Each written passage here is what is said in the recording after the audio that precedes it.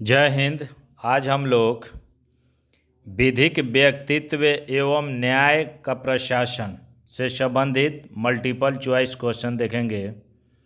यानी हम लोग जो ये लेक्चर देख रहे हैं ज्यूरिस्प्रूडेंस विधि शास्त्र के अंतर्गत legal personality and administration of justice से संबंधित एमसीक्यू हम लोग देखेंगे। तो देखते हैं पहला क्वेश्चन है कि शेविनी द्वारा विधिक व्यक्तित्व को स्पष्ट करने हेतु प्रस्तावित सिद्धांत को क्या कहा जाता है। ऑप्शन है यथार्थवादी का सिद्धांत, कल्पना का सिद्धांत, ब्रैकेट का सिद्धांत, प्रयोजन का सिद्धांत। तो इसका आंसर हो जाएगा कल्पना का सिद्धांत। कल्पना का सिद्धांत जो है शेविनी द्वारा विधिक व्यक्तित्व को स्पष्ट करने हेतु जो प्रस्तावित सिद्धांत था उसको कहा जाता था कल्पना का सिद्धांत। अगला हम लोग देखते हैं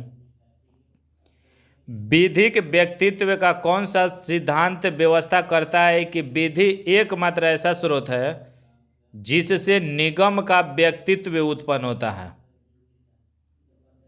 ऑप्शन है रियायत का सिद्धांत, यथार्थ का सिद्धांत, कल्पना का सिद्धांत, प्रतीकात्मक सिद्धांत। तो इसका आंसर हो जाएगा यथार्थवाद का सिद्धांत। यथार्थवाद का सिद्धांत जो है जो विधिक व्यक्तित्व के अंतर्गत यथार्थवाद का सिद्धांत यह व्यवस्था करता है कि विधि जो है एकमात्र ऐसा स्रोत है जिसमें निगम का विधिक व्यक्तित्व उत्पन्न होता है। अगला हम लोग देखते हैं एक समाहत निगम होता है। एक समाहत निगम होता है। ऑप्शन है सह अस्तित्वशाली व्यक्तियों का एक निगमित समूह, ख में अनुवर्ती व्यक्तियों की एक निगमित श्रृंखला, ग में विधिक व्यक्तियों का एक समूह और घ में नैसर्गिक व्यक्तियों का एक समूह। तो इसका आंसर हो जाएगा क सह अस्तित्वशाली व्यक्तियों का एक निगमित समूह। एक समाहत निगम जो होता है सह अस्तित्वशाली व्यक्तियों का एक निगमित समूह होता है। अगला हम लोग देखते हैं एक निगम का मुख्य प्रयोजन क्या होता है। एक निगम का प्रमुख प्रयोजन होता है बताना है। ऑप्शन है संपत्ति का सहजतापूर्वक दाय बनाना, संपत्ति का सहजतापूर्वक हस्तांतरणीय बनाना, किसी पद की निरंतरता को कायम रखना, राज्य की संपत्ति की रक्षा करना। तो इसका आंसर हो जाएगा किसी पद की निरंतरता को कायम रखना। किसी पद की निरंतरता को कायम रखना एकल निगम का प्रमुख प्रयोजन होता है। अगला हम लोग देखते हैं निम्नलिखित में से क्या एक विधिक व्यक्तित्व का सिद्धांत नहीं है। इसमें क्वेश्चन में है कि एक विधिक व्यक्तित्व सिद्धांत का सिद्धांत नहीं है। इसमें कौन है? ऑप्शन है कल्पना का सिद्धांत, रियायत का सिद्धांत, हित का सिद्धांत, ब्रैकेट का सिद्धांत। तो इसका जो आंसर हो जाएगा हित का सिद्धांत। हित का सिद्धांत जो है एक विधिक व्यक्तित्व के सिद्धांत के अंतर्गत नहीं आता है और शेष तीनों आता है। कल्पना का सिद्धांत, रियायत का सिद्धांत, ब्रैकेट का सिद्धांत जो है एक विधिक व्यक्तित्व के सिद्धांत के अंतर्गत आता है। अगला हम लोग देखते हैं निम्नलिखित में से किसने कहा था कि सार रूप में किसी कंपनी के विधिक व्यक्तित्व तथा एक व्यक्ति के बीच कोई अंतर नहीं होता है। इस क्वेश्चन में बताना है कि वह कौन से न्यायविद थे जिसने कहा कि सार रूप में किसी कंपनी के विधिक व्यक्तित्व तथा एक व्यक्ति के बीच कोई अंतर नहीं होता है। ऑप्शन है मेटलैंड, डायसी, ग्रियर के, केल्सन। तो इसका आंसर हो जाएगा केल्सन। केल्सन ने कहा था कि सार रूप में किसी कंपनी के विधिक व्यक्तित्व तथा एक व्यक्ति के बीच कोई अंतर नहीं होता है। अगला हम लोग देखते हैं बहुत बढ़िया स्टेटमेंट है। राजा मर चुका है, राजा हमेशा जीवित रहे। यह कथन इंगित करता है कि राजा, ऑप्शन है एक प्राकृतिक व्यक्ति, एकल निगम, समाहत निगम, विधिक व्यक्ति नहीं किंतु एक पद मात्र।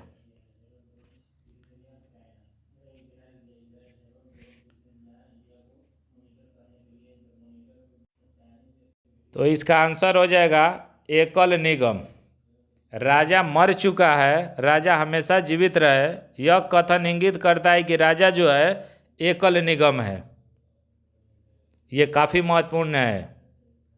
अगला हम लोग देखते हैं, निगमित व्यक्तित्व को स्पष्ट करने में निम्नलिखित में से किस सिद्धांत को जियरके द्वारा प्रस्तावित तथा मेटलैंड द्वारा समर्थित किया गया था? ऑप्शन है रियायत का सिद्धांत, कल्पना का सिद्धांत, यथार्थवाद का सिद्धांत, प्रतीकात्मक का सिद्धांत। तो इसका आंसर हो जाएगा ग, यथार्थवाद का सिद्धांत। यथार्थवाद का सिद्धांत जो है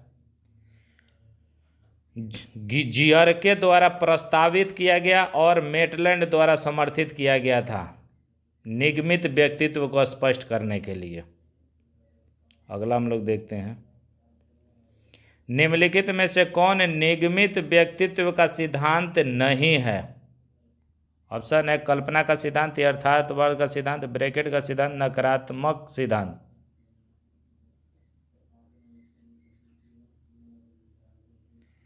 तो इसका आंसर जो हो जाएगा नकारात्मक का सिद्धांत। नकारात्मक सिद्धांत जो है निगमित व्यक्तित्व का सिद्धांत नहीं आता है। शेष जो है कल्पना का सिद्धांत, यथार्थवाद का सिद्धांत और ब्रैकेट का सिद्धांत जो है निगमित व्यक्तित्व के सिद्धांत के अंतर्गत आता है। तो इसे भी याद रखिएगा।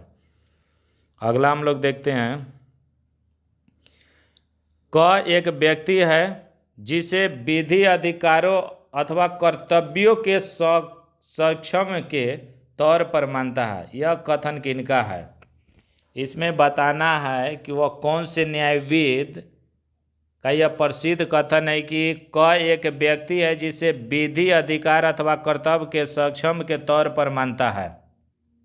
ऑप्शन है Ering, Alexander, Nekam, stone, Salmond.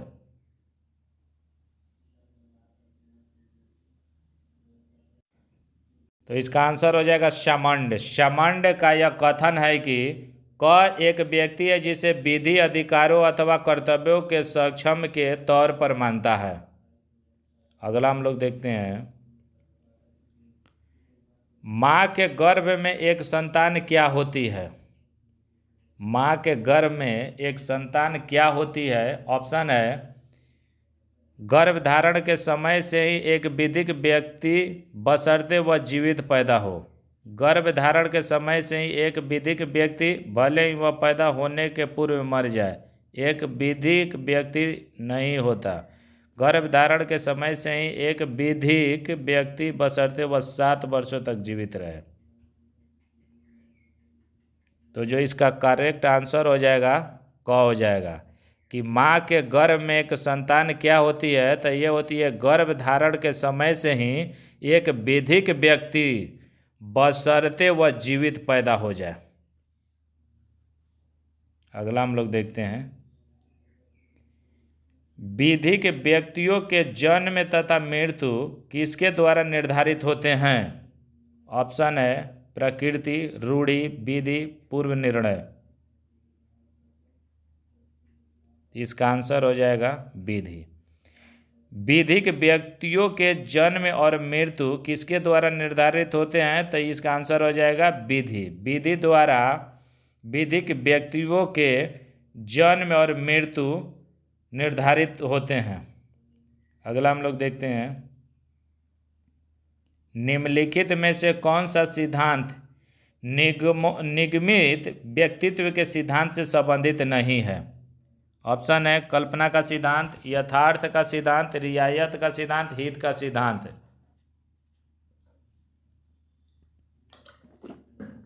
इसका आंसर हो जाएगा हित का सिद्धांत।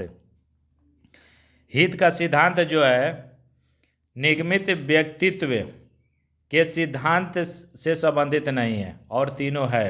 तो निगमित से कौन कौन संबंधित है, तो कल्पना का सिद्धांत, यथार्थवाद का सिद्धांत और रियायत या छूट का सिद्धांत, ये जो है निगमित व्यक्तित्व से संबंधित है। अगला हम लोग देखते हैं, निम्नलिखित में से किसने एक विधिक व्यक्ति को एक अस्तित्व जिसे अधिकार तथा कर्तव्य सौंपा जा सकता है के रूप में परिभाषित किया है। ऑप्शन है सामंड, पैटर्न, ग्रे, डायस। तो इसका आंसर हो जाएगा ग्रे। ग्रे ने यह परिभाषित किया कि एक विधिक व्यक्ति जो होता है एक अस्तित्व जिसे अधिकार तथा कर्तव्य सौंपा जा सकता है। अगला हम लोग देखते हैं, निगमित व्यक्तित्व के निम्नलिखित सिद्धांतों में से किसे एक अन्य नाम अर्थात जैविक सिद्धांत के नाम से जाना जाता है। काफ़ी महत्वपूर्ण है ये कि जैविक सिद्धांत के नाम से किसे जाना जाता है। ऑप्शन है हॉफील्ड का सिद्धांत, कल्पना का सिद्धांत, यथार्थवाद का सिद्धांत, रियायत या छूट का सिद्धांत। तो इसका आंसर हो जाएगा यथार्थवाद का सिद्धांत। यथार्थवाद का सिद्धांत को एक अन्य नाम से जाना जाता है, जैविक सिद्धांत के नाम से जाना जाता है निगमित व्यक्तित्व के अंतर्गत। ये काफ़ी महत्वपूर्ण है। अगला हम लोग देखते हैं, विधि के अंतर्गत एक कल्पना यह है कि माँ के गर्भ में पल रहा एक बच्चा एक प्रयोजन के लिए एक व्यक्ति होता है। यह प्रयोजन क्या है? ऑप्शन है गर्भपात के लिए दंड, संपत्ति का अधिग्रहण, साझेदारी का गठन, अपकृतियों में प्रतिकर का दावा हेतु। तो इसका आंसर हो जाएगा संपत्ति का अधिग्रहण। संपत्ति का अधिग्रहण के प्रयोजन, इसमें आंसर हो जाएगा। क्वेश्चन है कि विधि के अंतर्गत एक कल्पना यह है कि माँ के गर्भ में पल रहा एक बच्चा जो है एक प्रयोजन के लिए एक व्यक्ति होता है। यह प्रयोजन जो है संपत्ति का अधिग्रहण होता है। अगला हम लोग देखते हैं, विधि शास्त्र में ब्रैकेट सिद्धांत कई बार एग्जाम में पूछा हुआ है। विधि शास्त्र में ब्रैकेट सिद्धांत निम्नलिखित में से किससे संबंधित है? ऑप्शन है स्वामित्व, विनिश्चय आधार, विधिक व्यक्तित्व, कब्जा। तो इसका आंसर हो जाएगा विधिक व्यक्तित्व। विधि शास्त्र में ब्रैकेट सिद्धांत जो है विधिक व्यक्तित्व से संबंधित है। इसको याद रखिएगा, सभी क्वेश्चन महत्वपूर्ण है, इसलिए एक एक क्वेश्चन को आप 2 बार 3 बार देखेंगे तो पूरी तरह से समझ में आ जाएगा। अगला हम लोग क्वेश्चन देखते हैं, कल्पना का सिद्धांत निम्नलिखित में से किस अवधारणा से संबंधित है? ऑप्शन है स्वामित्व, दायित्व, न्याय, विधिक व्यक्तित्व। तो इसका आंसर हो जाएगा विधिक व्यक्तित्व। कल्पना का सिद्धांत जो है विधिक व्यक्तित्व की अवधारणा से संबंधित है। अगला हम लोग देखते हैं, निम्नलिखित में से कौन एक विधिक व्यक्तित्व नहीं है?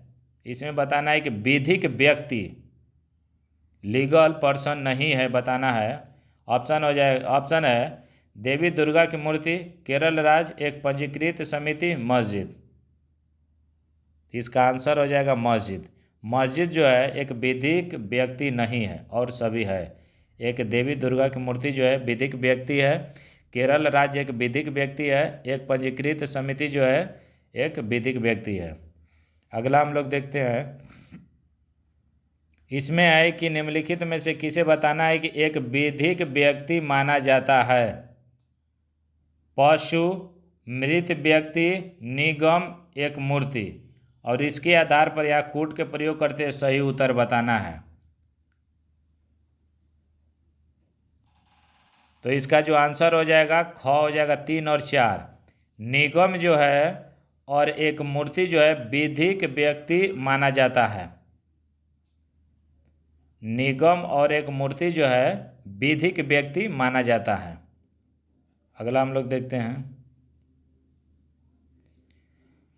इसमें है कि एक मंदिर में भगवान श्री कृष्ण की मूर्ति क्या होती है? यानी एक मंदिर है जिसमें भगवान श्री कृष्ण की मूर्ति है, उसकी क्या दर्जा होती है? इसमें ऑप्शन है एक प्राकृतिक व्यक्ति, एक विधिक व्यक्ति, विधि की दृष्टि में एक व्यक्ति नहीं, क्योंकि मंदिर का पुजारी मात्र ही व्यक्ति होगा। और घ में है कि एक व्यक्ति नहीं, क्योंकि कोई भी व्यक्ति भगवान नहीं बनाया जा सकता। तो जो इसका आंसर हो जाएगा कि एक मंदिर में भगवान श्री कृष्ण की मूर्ति क्या है, तो मूर्ति जो है एक विधिक व्यक्ति होता है। भगवान की मूर्ति जो है एक विधिक व्यक्ति। अगला हम लोग देखते हैं, निम्नलिखित में से कौन एक विधिक व्यक्ति है। ऑप्शन है भारत के राष्ट्रपति, भारत के प्रधानमंत्री, भारत संघ, भारत की संसद। तो इसका आंसर हो जाएगा यूनियन ऑफ इंडिया। भारत संघ जो है एक विधिक व्यक्ति है। भारत संघ एक विधिक व्यक्ति है। अगला हम लोग देखते हैं, एक विधिक व्यक्ति कौन होता है। ऑप्शन है एक मूर्ति, एक पशु, मंत्रिमंडल, एक न्यायाधीश। तो इसका आंसर हो जाएगा एक मूर्ति। एक मूर्ति जो है एक विधिक व्यक्ति होता है। ये सभी एग्जाम के संदर्भ में काफ़ी महत्वपूर्ण है, इसलिए इसको 2-3 बार देखिए। अगला क्वेश्चन देखते हैं हम लोग, निम्नलिखित में से क्या एक निगमित व्यक्तित्व का सिद्धांत नहीं है। इसमें नहीं है बताना है। ऑप्शन है कि कल्पना का सिद्धांत, ब्रैकेट का सिद्धांत, यथार्थवाद का सिद्धांत, वसीयत का सिद्धांत। तो इसका आंसर हो जाएगा वसीयत का सिद्धांत। वसीयत का सिद्धांत जो है एक निगमित व्यक्तित्व का सिद्धांत नहीं है और शेष है, जैसे कि कल्पना का सिद्धांत, ब्रैकेट का सिद्धांत, यथार्थवाद का जो सिद्धांत है ये निगमित व्यक्तित्व के सिद्धांत के अंतर्गत आते हैं। इसे भी याद रखिएगा। अगला हम लोग देखते हैं, अगला में सूची दिया है और सूची के अनुसार बताना है। इसमें ये काफ़ी महत्वपूर्ण है। तो इसमें बताना है कि सूची 1 और सूची 2 के अनुसार सूची 1 में है कि ब्रैकेट का सिद्धांत, वसीयत का सिद्धांत, कब्जे की मंशा, हितोक्ति। सूची 2 में है कि पूर्व निर्णय का सिद्धांत, कब्जा, विधिक निर्णय और विधिक अधिकार। तो जो इसका आंसर हो जाएगा क हो जाएगा। कूट के अनुसार सही जो आंसर हो जाएगा क हो जाएगा, यानी कि क का 3। ब्रैकेट का सिद्धांत जो है एक विधिक व्यक्ति होता है। वसीयत सिद्धांत जो है एक विधिक अधिकार होता है। और कब्जे की मंशा जो है एक कब्जा है। और हितोक्ति जो है पूर्व निर्णय का सिद्धांत कहलाता है। तो इस प्रकार इसका जो आंसर हो जाएगा क हो जाएगा। क का 3, ख का 4, ग का 2 और घ का 1। अगला हम लोग देखते हैं, निम्नलिखित में से कौन सा एक सिद्धांत नहीं है। ऑप्शन है निरोधात्मक सिद्धांत, सामाजिक हित का सिद्धांत, निवारक सिद्धांत, प्रतिशोधात्मक सिद्धांत।